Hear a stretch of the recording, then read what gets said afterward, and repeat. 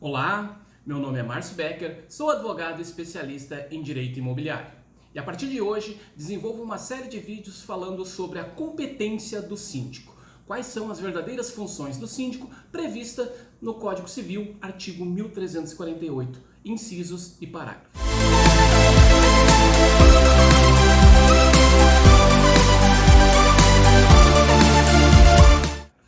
Começamos pelo caput do artigo e o inciso 1º e 2º. Compete ao síndico convocar a Assembleia dos Condôminos, representar ativa e passivamente o condomínio, praticando em juízo ou fora dele os atos necessários à defesa dos interesses comuns. O inciso 1º é claríssimo. Compete ao síndico, é função exclusiva do síndico convocar a Assembleia. O síndico tem o dever de anualmente convocar a Assembleia, seja para a eleição de síndico, eleição de conselho consultivo, conselho fiscal ou para a prestação de contas. Esta é uma atribuição exclusiva do síndico. Mas se o síndico não fizer isso, não cumprir com essa atribuição, o artigo 1350 estabelece no parágrafo 1º que 1/4 dos condôminos poderão fazer a convocação da Assembleia. Porém, este 1/4 só poderá convocar a Assembleia em momentos precisos, em momentos especificados no parágrafo. Vamos ver o que diz o parágrafo. O parágrafo 1º do artigo 1350 diz: se o síndico não convocar a Assembleia, 1/4 dos condôminos poderá fazê-lo. Portanto, é dever do síndico convocar a Assembleia. Quando o síndico não convoca a Assembleia para a realização de eleição ou prestação de contas, os condôminos, com 1/4 dos condôminos reunidos, poderão fazer esta convocação da Assembleia. Claro que temos que acompanhar o que há de previsto também na Convenção. Em alguns casos, este 1/4 deve chamar a atenção do síndico para que o síndico faça a convocação. Em não fazendo, os condôminos podem fazer.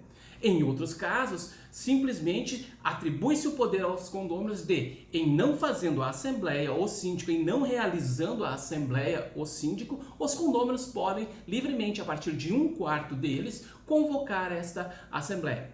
Veja que o artigo não fala em necessidade de estar quite, em estar em dia com o condomínio, com a taxa condominial. Simplesmente fala que é necessário 1/4 dos condôminos reunidos, assinando um abaixo-assinado, assinando um documento que comprove que estes condôminos desejam a realização da Assembleia.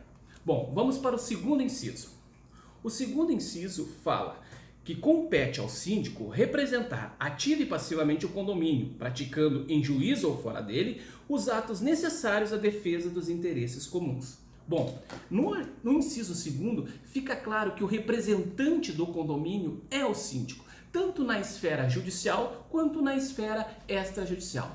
Esta é uma competência exclusiva do síndico ou a quem ele designar, ou ao seu preposto, em caso de o síndico não poder comparecer em algum evento extrajudicial ou judicial, o síndico pode nomear alguém para representá-lo, sendo que essa pessoa que for nomeada deve conhecer, deve saber do assunto que vai ser tratado.